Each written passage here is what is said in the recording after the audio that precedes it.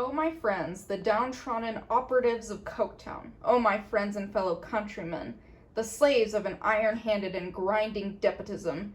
Oh, my friends and fellow sufferers, and the fellow workmen, and the fellow men.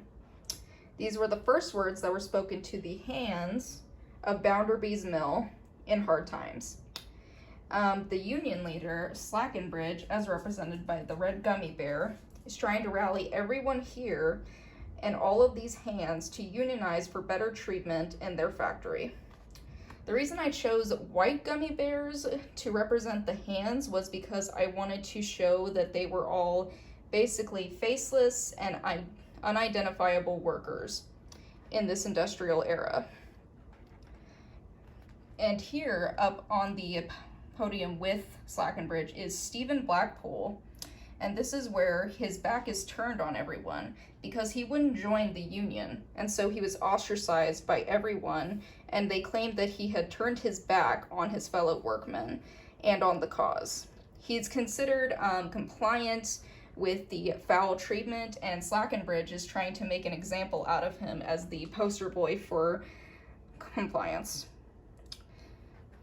This scene is very important in hard times because I need to showcase how harmful the industrial society was to all of the working class, to their morale and their identity.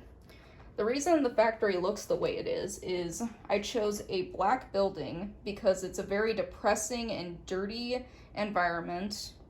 And the reason the windows are barred is because all of these workers are expected to stay in this building, work for 12 to 14 hours on end for low pay with no contact to the outside world.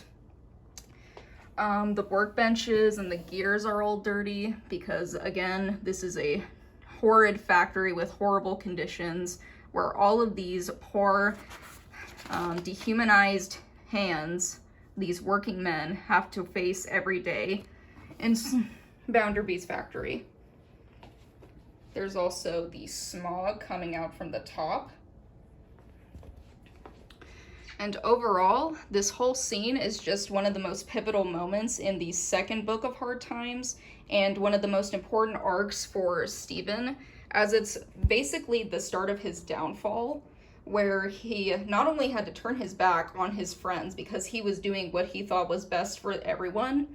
Once Bounderby heard about this, he tried to get Stephen to be a spy, and when Stephen even refused to do that, Stephen was fired from the factory right after this incident.